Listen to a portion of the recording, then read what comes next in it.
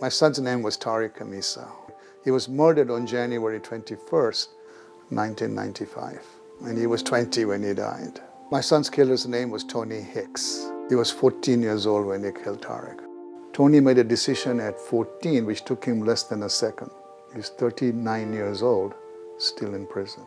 How did we, as American citizens, create a society where children kill children? Well, there are victims at both ends of the gun. Tariq was a victim of the 14-year-old. The 14-year-old was a victim of American society. Tony Hicks was the person who murdered my son. Over the last 24 years, I think I've taken the fatherly role with him as well.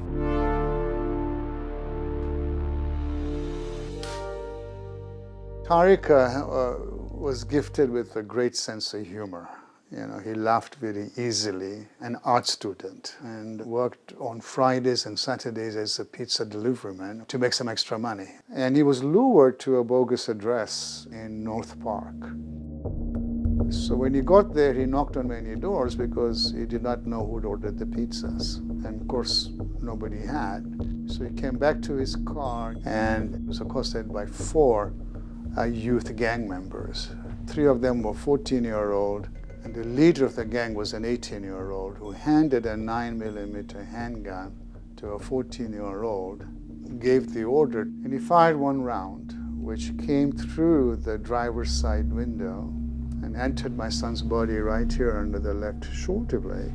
The bullet followed a perfect path. It destroyed all the vital organs, and Tariq died a couple of minutes later, drowning in his own blood over a lousy pizza at the age of 20. I got a call from homicide that said that Tariq had been shot and killed. I thought it was mistaken identity. It didn't make any sense. So I very quickly hung up on homicide and called his home. He had just gotten engaged with his girlfriend Jennifer, and she answered the phone. Of course, she couldn't say anything. She was just sobbing. And I remember I lost strength in both of my legs as I collapsed to the floor, curled up in a ball. I never felt pain like that. It was, if you can imagine, a nuclear bomb detonating in your heart.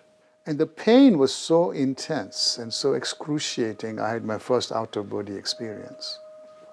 I believe I went into the loving embrace of God. And I don't remember how long I was gone for. But when the explosion subsided, God sent me back into my body with the wisdom that there are victims at both ends of the gun.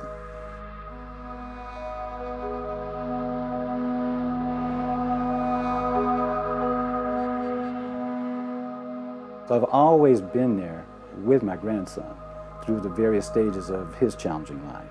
Tony refers to me as Daddy, and I've always been Daddy as his grandfather. He had been really exposed to a lot of gang involvement, and it was really topped off by one of his favorite cousins being murdered in a hail of automatic weapon fire at the hands of rival gang members there in Los Angeles. And his being killed was such a traumatic shock for Tony that my daughter determined he would come live with me in San Diego. Well, that wasn't a cure. Tony at this point is 14 years old. He's in middle school. He's in 8th grade, struggling. We were sitting down one night talking, and I could tell he was very angry. And I asked him, "But what are you going to say when you're confronted with that situation? Somebody offers you a handgun and tells you to shoot somebody. What are you going to do?" "Oh, I would never do that." "Okay." I said, "Well, you understand the feelings that you have are not unusual. You're just angry and fed up. We all get angry and fed up. But the issue is, what are you going to do about that?" We begin tonight with the sentencing of Tony Hicks. He is the 15-year-old trigger man in the killing of a pizza delivery driver. The youngest person ever charged as an adult in California. I started the foundation 9 months after the tragedy. It's named after Tariq. It's called the Tariq Foundation, with the mission to stop kids from killing kids by breaking the cycle of youth violence. And then soon after I started the foundation, I asked the district attorney that prosecuted my son's case to introduce me to Tony's grandfather. I didn't have any fear of meeting Azim Khamisa. And I remember distinctly knowing that looking in this man's eyes is where I'm going to be fixed, because I want him to understand that I feel the need to be receptive and be supportive of what's happening with him, even though I can't even imagine the pain that he's experiencing. And I told him, I'm not here screaming, revenge or retribution because your grandson killed my son. Rather, I'm here in the spirit of compassion and forgiveness, because what I really see here is we both lost a son. I can't bring my son back from the dead, and there's nothing you can do to get Tony out of the criminal justice system. The one thing we can do is to make sure other parents and grandparents don't have to go through what you and I are going through. And he was very quick to take my hand of forgiveness. But I figured that for me to complete my journey of forgiveness, eventually I had to come eyeball to eyeball with Tony. And I told Place, I said, I'm now ready to go meet Tony. He was in a New Folsom prison by Sacramento. And we were together for an hour and a half, and at one point, we locked eyeballs. I'm looking in his eyes, and he's looking in my eyes. And we held that glance for what seemed like a very long time. And I'm looking in his eyes, trying to find a murderer.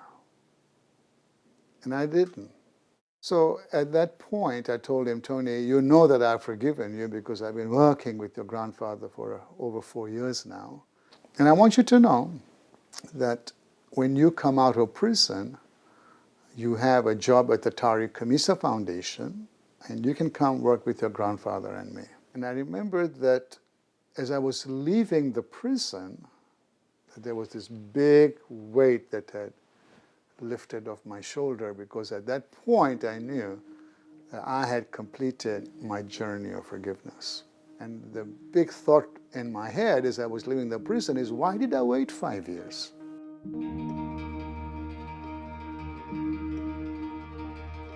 Good morning, Hilltop. Good morning. This man's grandson, Tony Hicks, shot and killed this man's son, Tariq Khamisa. It's not about Tariq, and it's not about Tony. We're here for you, because every one of you in this room is a very, very, very important person. Let me ask you this. How many of you in this room have lost family members as a result of violence? Put your hands up, yeah? Yeah, many of you. Now let me ask you this. How many of you would want revenge if a family member like a brother or a sister was killed? How many of you want revenge? I get this, and I want to acknowledge that. Would revenge make things better or worse?